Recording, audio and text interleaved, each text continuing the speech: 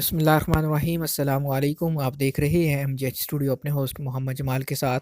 Saudi अरब के हवाले से एक नई वीडियो लेकर आपकी खिदमत में हाज़िर हूँ। आज इस वीडियो में देखिए कि किस तरह सऊदी नौजवानों ने एक आदमी को अगवा करके ज़बरदस्ती उसे अपनी गाड़ी में सवार कर लिया।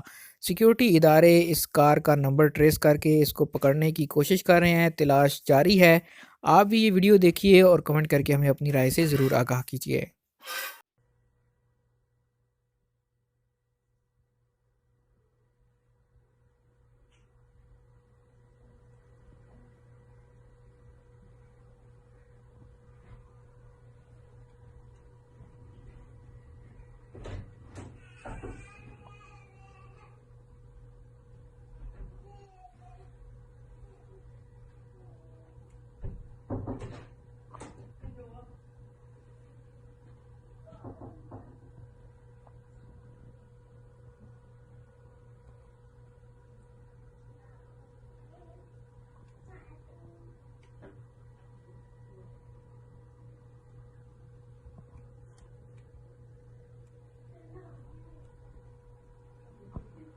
अपडेट्स के लिए देखते रहिए एमजेएच स्टूडियो। चैनल को सब्सक्राइब कीजिए, साथ में घंटी का बटन दबाइए ताकि हर नई आने वाली वीडियो का नोटिफिकेशन आप तक पहुंच सके।